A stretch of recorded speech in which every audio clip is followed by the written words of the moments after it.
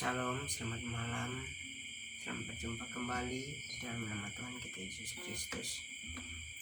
Malam hari ini saya mengajak Bapak Ibu saudara-saudari yang terkasih di dalam nama Tuhan kita Yesus Kristus untuk berbagi berkat firman Tuhan. Namun sebelum kita lebih jauh mengupas tentang firman Tuhan, saya mau mengajak Bapak Ibu saudara-saudari untuk kita angkat sebuah lagu pujian yang berjudul Kulihat Langit Terbuka.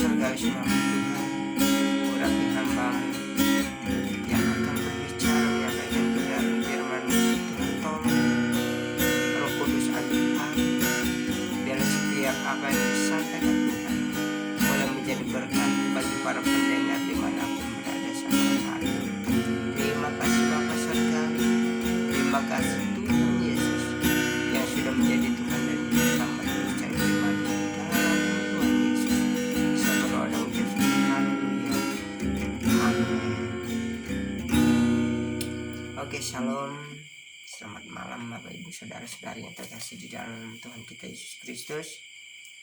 Saat malam hari ini semua mengajak kita untuk berenung sebuah renungan firman Tuhan yang terdapat di dalam Wahyu pasal yang ketiga ayat 7 sampai ayat ke-8. Perikop Lembaga Alkitab Indonesia menulis sebuah judul atau tema, yaitu kepada jemaat di Philadelphia. Ayat yang ke-7 berbunyi demikian. Dan tuliskanlah kepada malaikat jemaat di Philadelphia, inilah firman dari yang kudus, yang benar, yang memegang kunci Daud. Apabila ia membuka, tidak ada yang dapat menutup. Apabila ia menutup, tidak ada yang dapat membuka. Aku tahu segala pekerjaanmu. Lihatlah, aku telah membuka pintu bagimu yang tidak dapat ditutup oleh seorang pun. Aku tahu bahwa kekuatanmu tidak seberapa, namun engkau menuruti firmanku dan engkau tidak menyangkal namaku. Oke, saudara-saudari yang terkasih di dalam nama Tuhan kita Yesus Kristus, di mana firman Tuhan diingatkan kembali kepada jemaat di Philadelphia bahwa begitu kasih Tuhan yang sungguh luar biasa di dalam kehidupan kita. Apabila Tuhan membuka, tidak ada yang dapat menutup sesuatu di dalam kehidupan kita. Apapun itu, permasalahannya sungguh luar biasa, namun Tuhan tidak pernah meninggalkan kita. Nah, sebab itu Bapak Ibu Saudara-saudari yang terkasih di dalam nama Tuhan kita Yesus Kristus, firman Tuhan mengatakan ada firman yang kudus. Firman yang kudus ini mengajarkan kepada kita untuk kita lakukan dalam kehidupan kita, berbuat baik, melakukan apa yang benar, apa yang Tuhan inginkan dalam kehidupan kita. Terkadang kala memang apa yang kita lakukan dalam kehidupan kita seringkali kita membuat hati Tuhan tidak senang, namun Tuhan tetap mengasihi kita. Oleh sebab itu, saudara-saudari yang terkasih di dalam nama Tuhan kita Yesus Kristus, saya rindu saat malam hari ini kita belajar, karena Tuhan memberi kesempatan yang sungguh luar biasa kepada kita. Tuhan begitu peduli kepada saudara dan saya. Tuhan begitu sayang. Mengapa Tuhan masih membuat dunia ini begitu panjang, sehingga sampai saat ini umur dunia yang kita nikmati, yang kita diami sudah mencapai 2020 tahun sejak dari zaman air bah. Tuhan begitu peduli, karena di mana banyak manusia yang masih jauh dari hadapan Tuhan. Tuhan ingin merangkul, Tuhan rindu kita kembali kepada Tuhan. Tuhan rindu kita bersekutu dengan Tuhan. Tuhan rindu kita hidup di dalam kebenaran firman Tuhan. Sehingga dikatakan di dalam ayat yang ke-7, dan tuliskanlah kepada jemaat di Philadelphia, inilah firman dari yang kudus, yang benar, yang memegang kunci Daud.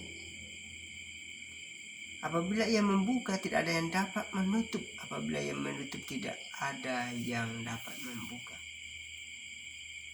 Jadi kalau kehidupan kita di dalam dunia ini, Tuhan masih beri kesempatan, Tuhan masih beri napas yang segar, pendengaran yang baik, pandangan mata yang baik, berarti Tuhan mempunyai suatu rencana dalam kehidupan kita. Tuhan tidak pernah menutup jalan untuk kita lebih mengenal Dia dalam kehidupan kita. Hanya seringkali hati kita yang membuat kita menutup diri dari hadapan Tuhan. Maka dikatakan di ayat yang ke-8, aku tahu segala pekerjaanmu. Lihatlah, aku telah membuka pintu bagimu. Tuhan memberi suatu celah, memberi kesempatan untuk kita berbuat baik, untuk kita bertobat, menerima Dia sebagai Tuhan dan Juru Selamat. Apa yang kita cari di dalam dunia ini, saudara? Apa yang kita pikirkan? Apakah kemewahan? Apakah dengan harta benda kita merasa bahagia? Atau kita mempunyai suatu emas yang beratnya mungkin sekitar 2 kilo atau mungkin sampai 1 ton? Apakah itu bisa membuat kita bahagia? Apakah itu akan menjamin hidup kita? Namun firman Tuhan mengatakan, aku tahu segala pekerjaanmu, lihatlah aku telah membuka pintu bagimu yang tidak dapat ditutup oleh seorang pun.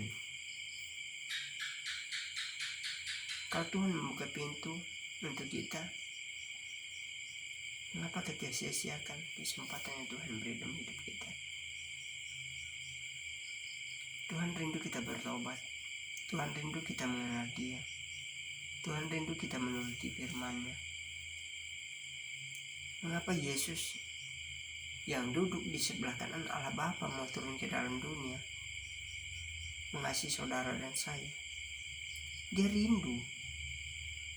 Mungkin di dalam kehidupan kita, ya mungkin di dalam keluarga kita juga rindu adanya perkumpulan, adanya sosialisasi di dalam rumah tangga, mengatur keuangan yang baik, mengatur rumah tangga yang baik, berbicara yang baik. Itu adalah suatu kerinduan kita. Tetapi kerinduan Tuhan ingin menyelamatkan kita daripada dosa.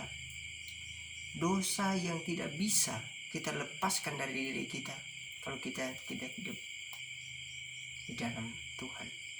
Maka mengapa di dalam Injil Yohanes 3 ayat 16 mengatakan, karena begitu besar kasih Allah akan dunia ini, sehingga Ia telah mengaruniakan anaknya yang tunggal, supaya setiap orang yang percaya kepadanya tidak binasa, melainkan beroleh hidup yang kekal. Jadi di dalam dunia ini tidak ada yang kekal selain daripada Yesus. Agama tidak pernah membuat saudara dan saya selamat dari hukuman dosa, tetapi Yesus menawarkan. Yesus mengajak kita untuk meraih sebuah kesuksesan, yaitu hidup di dalam kerajaan. Sehingga dikatakan, namun engkau menuruti firman-Ku dan engkau tidak menyangkal Aku. Kalau kita menyangkal Tuhan di dalam kehidupan kita, itu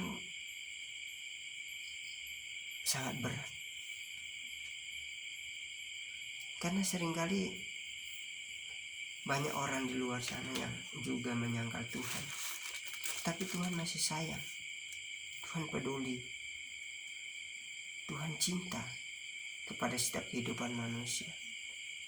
Tuhan rindu tidak ada seorang pun dari manusia yang dibinasakan bersama dengan iblis.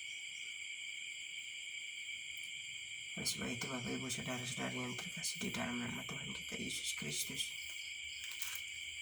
kalau kita malu mengaku Yesus sebagai Tuhan dan Juru Selamat dalam kehidupan kita, maka Yesus juga akan malu mengaku kita di hadapan Bapa-Nya. Mengapa para hamba Tuhan, para penginjil diutus oleh Tuhan untuk menyampaikan kebenaran firman Tuhan? Bukan berarti mereka adalah orang yang pandai, bukan berarti mereka adalah orang yang senior, tetapi Roh Kudus yang memotivasi hidup mereka. Roh Kudus yang berbicara di dalam setiap kehidupan mereka untuk menyampaikan isi hati Tuhan kepada Bapak Ibu Saudara dan saya. Begitu juga firman Tuhan yang datang kepada kita semalam hari ini. Karena Tuhan rindu, mempunyai suatu kerinduan yang sungguh luar biasa. Bukan hanya disampaikan kepada jemaat di Philadelphia, tetapi disampaikan kepada kita supaya kita tetap hidup seturut kehendak firman Tuhan. Oleh sebab itu, saya mengajak Bapak Ibu Saudara-saudari dimanapun berada, jangan biarkan hidup kita terpengaruh oleh dunia, yang memukau ini. Tetapi biarlah kita hidup dipengaruhi oleh kebenaran firman Tuhan. Karena firman Tuhan mengatakan bahwa di kolong langit ini tidak ada nama yang diberi kepada manusia yang olehnya Bapak, Ibu, Saudara dan saya bisa diselamatkan selain dari nama Yesus. Yesus yang dari sorga datang ke dalam dunia untuk menyelamatkan kita, orang-orang yang berdosa ini. Itulah kerinduan Tuhan. Sebab itu Bapak, Ibu, Saudara-saudara yang terkasih di dalam nama Tuhan kita Yesus Kristus, jangan biarkan iblis mempengaruhi hidup kita untuk menyangkal Yesus sebagai Tuhan dan Juru Selamat dalam kehidupan kita. Tantangan, rintangan pasti ada, tetapi Tuhan Yesus pasti akan menolong setiap kehidupan kita. Demikianlah renungan singkat malam hari ini. Biarlah renungan singkat pada malam hari ini dapat membuat suatu motivasi dalam kehidupan kita, agar kita tetap hidup di dalam takut akan Tuhan. Kita berpegang teguh kepada kebenaran firman Tuhan. Karena firman Tuhan mengatakan, kalau Tuhan sudah membuka pintu untuk kita, tidak ada yang dapat menutup. Iblis tidak bisa berkuasa lagi dalam kehidupan kita. Tapi kalau Tuhan yang menutup,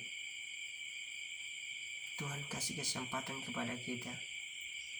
Apabila kita dijemput oleh Tuhan, kita masih hidup di dalam dunia ini yang tidak didahului oleh pertobatan, maka kebinasan yang akan kita alami, bukan hanya di dalam dunia tetapi di dalam kekekalan. Sebab itu saya mengajak kita semua untuk mau datang kepada Tuhan, untuk mau taat kepada firman Tuhan, untuk mau taat kepada Yesus, untuk menerima Yesus sebagai Tuhan yang selamat secara pribadi dalam hidupnya. Karena itulah kerinduan Tuhan. Mengapa Yesus harus mati di atas kayu salib? Itu melambangkan di mana manusia terpisah oleh manusia, di mana manusia terpisah oleh Allah oleh karena perbuatan dosa kita. Melalui Yesus itulah kita dipersatukan, kita diikat kembali untuk bisa bersekutu dengan Allah Bapa di surga. Oke, demikianlah renungan singkat. Shalom. Tuhan Yesus memberkati. Mari berdoa. Bapa yang baik, terima kasih Tuhan, karena Engkau begitu peduli dengan kehidupan kami, orang-orang yang berdosa ini Tuhan. Mungkin dari sekian banyaknya pendengar, sayalah orang yang paling berdosa Tuhan, yang sering menyakiti hati Tuhan, yang sering mendukakan Tuhan. Oleh karena kemurahan Tuhan, oleh karena cinta kasih Tuhan, oleh karena perhatian Tuhan terhadap hidup saya boleh mengenal Engkau sebagai Tuhan dan Juru Selamat secara pribadi Bapa. Terima kasih Bapa, di mana firman mengatakan bahwa orang yang mau taat dan tidak menyangkal Yesus, itulah yang akan masuk ke dalam kerajaan. Saya bersyukur Tuhan mempunyai Tuhan yang hidup seperti Engkau, yang sudah saat ini duduk di atas tahta, yaitu duduk di sebelah kanan Allah Bapa. Saya bersyukur Tuhan karena kebaikan Tuhan Yesus luar biasa dalam kehidupan saya, dalam rumah tangga saya, dalam usaha saya, dalam keluarga saya. Seberdoa Tuhan malam hari ini untuk para pendengar dimanapun berada, Tuhan urapi mereka, Tuhan jamah mereka, Tuhan tutup bungkus keluarga mereka, berkati setiap usaha pekerjaan mereka Tuhan, agar mereka boleh merasakan kasih Tuhan yang sungguh luar biasa dalam kehidupan mereka. Maka saat ini Tuhan saya berdoa, ampuni setiap orang-orang yang mempunyai niat jahat Tuhan, yang ingin merusak kehidupan saya. Saya tahu Tuhan bahwa banyak orang yang tidak suka terhadap saya, namun selama Tuhan Engkau ampuni mereka, Tuhan jamah mereka, dan mereka boleh merasakan zaman Tuhan, pertolongan Tuhan dalam kehidupan mereka. Terima kasih Bapa Surgawi, ini ucapan syukur saya Tuhan.